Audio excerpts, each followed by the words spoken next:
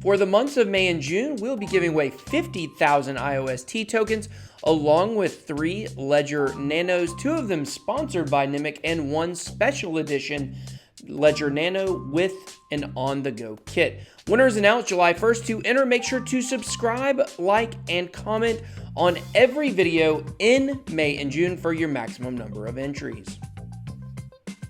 Hey Bit Squad, welcome back to the channel. Don't forget to like and comment on all of our videos to get your entry for the contest. Got to be a subscriber to win, so make sure you guys hit that subscribe button. Today, we're going to be taking a look at why it's a possibility that Bitcoin could fail and yet we could still all win. We're also going to be taking a look at Craig Wright receiving a patent from the US Patent Office for the Bitcoin white paper and how that, once again, is a fraud. We're also going to be taking a look at all the money from the Binance hack being tracked by origintrail and much more, so make sure you stay tuned. Let's jump into the markets. Market Watch. All right, guys, so right now, market cap is coming in at $239 billion. We got Bitcoin dominance at 56.7. Like I've said many times in the last few days, it is remaining relatively stable. We got Bitcoin coming in at 76.73, taking quite a dip today at 3.66%. A lot of red on the market. Biggest gainer of the day, MadeSafe coin at only 5.87%. UOB token, ABBC coin, Elastos appearing back in the top 100, and Verge. For the biggest loser of the day, we have Aurora, Insight Chain, NIM, Dent, and Qtum, with 4 coming in at over 10% gains. Definitely not a good day, but you know, we have these days even when the market is going up. So I encourage you guys not to be too discouraged. Number 5. So several prominent people spoke today at a Senate Judiciary Committee about privacy, and what they're saying is that a lot of these larger companies, Google, Amazon, Facebook, etc., they really don't have any competition, and because of that, we don't have anywhere to turn when something happens. So it just so happened that the Chief Policy and Industry Relations Officer of Brave, Johnny Ryan, was there to speak. And so what he said is people need to be able to decide how their data is used by these companies. When the scandal happened with Cambridge Analytica, people had this one choice: delete Facebook. He argued that if there were more competition in social networks, people would have had more options in the backlash against Facebook. The long and the short of it is Facebook not only is the biggest social media site in the world, but the number 2, Instagram, they also own. And so really deleting your Facebook for a lot of people is a false choice. It's something they just don't want to do, regardless of where their data is being jeopardized or not. So it was really good to hear someone from Brave Browser, decentralized browser. You guys can download it down below in my video description if you want to take a look. I use it on all of our videos. That's what I use for my daily browsing. For most things, it doesn't support all extensions, so I do need some extensions for Chrome. But once again, there you go right there. Like, we're so dependent on these companies that we really need some alternatives to rise up. And when it comes to browsing, Brave Browser may be that alternative. Number 4. Okay, so the $40 million worth of Bitcoin stolen from Binance now traced using origintrail. And not only that, but they have now used the protocol to link up to the money, and they're following it everywhere that it is going. If you don't know origintrail, it is a supply tracking protocol. They have their own cryptocurrency, and basically what they do is track things from start to finish. And so now they're using the protocol to track the money from the Binance hack. They've got several different charts here showing the data. I don't even really know how to read this other than looking at the addresses. And you know what's interesting is, you know, eventually we may be able to figure out who this was by, you know, going back and tracing this. All you need to find is one address that you know who the person is, and you can kind of trace it backwards to find where the original source was. So this is why people say Bitcoin is traceable, because while transactions themselves might not be traceable, you can kind of use the spider web type method to track transaction by transaction, as long as you know one person that owns one address. So it's kind of cool to see this being, used for good in a way, being used to, possibly track down this money from the Binance hack. So definitely very interesting. Suggest you guys check this out if you're into, snooping and crime solving. It's pretty interesting. So, definitely something we'll keep a watch on and see if maybe this can yield any kind of results. Number 3. U.S. Copyright Office says it does not recognize Craig Wright as Satoshi. So yesterday, the Bitcoin SV people were touting that they had received a patent from the U.S. Patent Office claiming that Craig Wright is Satoshi. This has got to be the longest troll of all time. Like, this is so ridiculous, the type of things they say. So it says right here, all it takes to register a copyright is $55 and a stable internet connection. Any claim that the U.S. government has registered Wright as the author of Bitcoin are spurious as best. So basically, anybody can submit an application to receive a patent for something. Now, there are several boxes on the application where you have to say, this is the truth. They call them truth statements. You have to make these truth statements saying that you are, in fact, the creator of something. The Patent Office doesn't actually investigate any of that. I think this is very interesting, that basically anyone can claim that they are, the author or creator of anything. However, if it were to go to court, then obviously you would have to provide proof, and something like this would never stand up. So, definitely this does not surprise anyone that he would go to the links of this, or this grade of links to continue to put on this ruse that he is Satoshi. But yeah, definitely the Patent Office has shot this down and says this is not proof of anything. Number 2. So, Pizza Day, 9 years ago, Laszlo Hanyecz made his historic purchase of 2 pizzas for 10,000 Bitcoins. And if you watch the CBS 60 Minutes report, they actually showed some of the pictures from the original pizza purchase. So basically, he put it out there, I believe it was on Bitcoin Talk Forum, that if someone were to send him 2 pizzas, he would send them 10,000 Bitcoins. Now, the significance of this is it's the first time that we actually have Bitcoin used in a real world transaction, and that really brought Bitcoin to life for a lot of people. Now, this was an example of using Bitcoin as digital cash or electronic cash, which is what the Bitcoin white paper has as the subtitle to the title, Bitcoin white paper. So, there are a lot of people that do believe that, Bitcoin can be that electronic cash system. We do have people such as Roger Ver that says that it could never possibly happen. That's why he created Bitcoin Cash, to fulfill that purpose of Satoshi's vision. And of course, Craig Wright with Satoshi's vision, Bitcoin Cash SV, says something very similar. And, I think they actually have some good points. I brought up many times on the channel why I feel like that Bitcoin may not ever be used as a daily transactional method for a lot of people. Now, I'm not saying that, Craig Wright or Roger Ver have the answer to, this issue.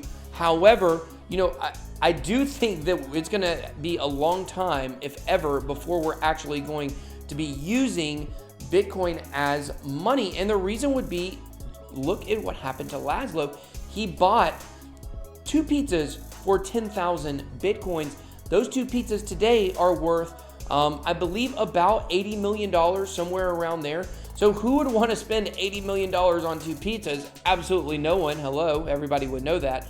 So, even though this was a big day in the life of Bitcoin, and this did bring Bitcoin to the forefront as a possible, competitor to, the fiat that we use and things like that, I'm not sure that this will be the direction of where Bitcoin is going. We'll continue this in our top story. Hold up, it's time for an IOST break. But you guys know we got to take our IOST break before we get there. So we have IOST times XPET. Dominate the XPET world together with your pet. You guys know I love these games. Love these games. Love these games where you get a pet and you can grow it and compete and give it equipment and weapons and things like that. I'm telling you guys, I'm going to start playing them, I swear. So the IOST Foundation is excited to announce our partnership with XPET World. XPET World is scheduled to launch on the IOST mainnet in June, bringing the IOST community users a crypto game with fun and diverse gameplay. XPET World is an encrypted pet strategy battling game using the underlying technology of blockchain, and they say it's safer than dogfighting or cockfighting. So definitely good that we can compete or we can have our animals fight each other without actually having to do it in the real world or get arrested on RICO charges. If you don't know what that is, look it up. So anyways, guys, and now here's what's important though. This is what I want to say, and this is really the bigger part of the story, which is this is a top 3 EOS dApp coming to IOST, and we're continuing to see this.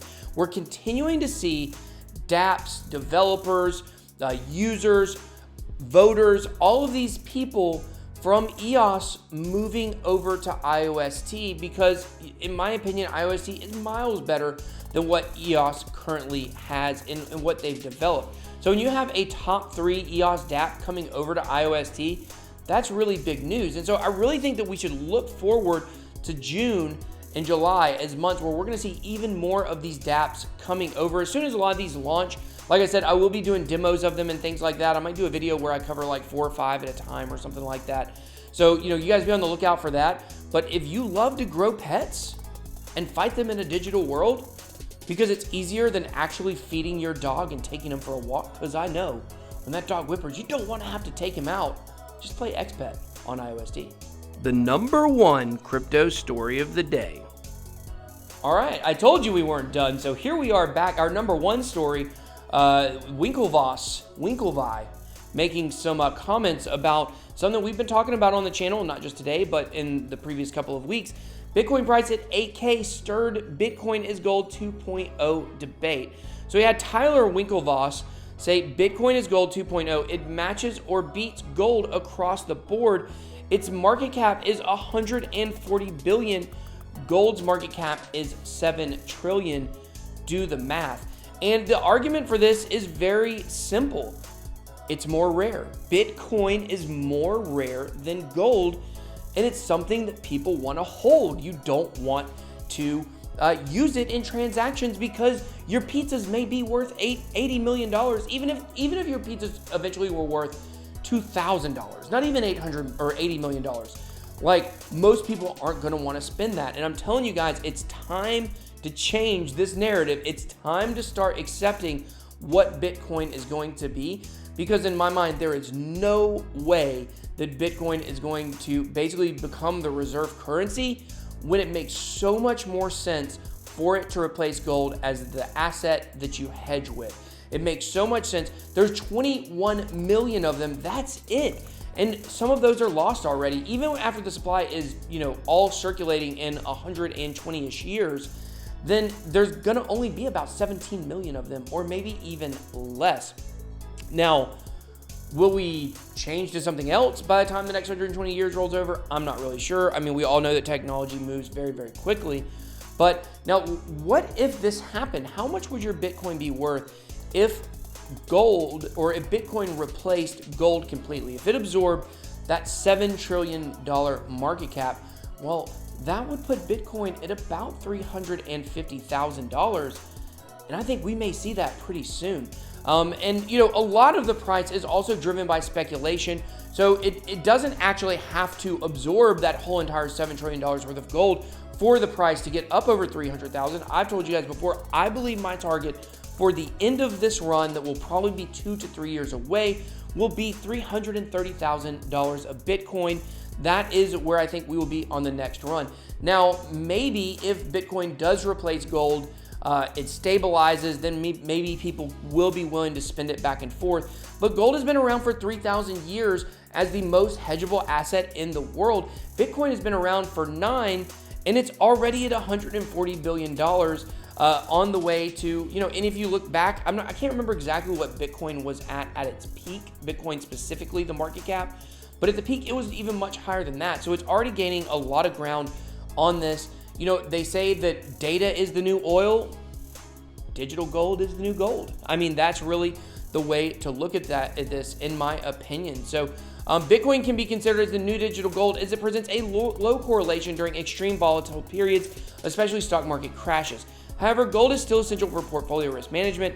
Both Bitcoin and gold can be used together in the same portfolio at the same time to provide diversification benefits for investors. And yes, that is true for now. But eventually, I do believe that Bitcoin could replace gold completely. So, you guys let me know your thoughts. What do you guys think? Do you guys think that I'm on the right track here? Do you think that Bitcoin is going to become the next gold? Do you still believe it's going to be the next currency? We've already talked about this week. What do you guys think might be the next currency of the internet if it is not Bitcoin? But here's the cool thing about it, guys. When we go back and we look at Satoshi's vision, I hate saying that because it implies Bitcoin Cash and Bitcoin SV. But, when we look back at Satoshi's vision, what people say is that subtitle, that second line on the Bitcoin white paper that says peer-to-peer electronic cash is really what it's all about. Many people would disagree with that and say you have to read the entire white paper to see the summation of everything the white paper is talking about. But a lot of people believe that electronic cash part is absolutely critical. And so for the maximalists, for the Bitcoin hardline maximalists, this is not what they want to hear. They do not want to hear that Bitcoin will not be the electronic peer-to-peer cash system.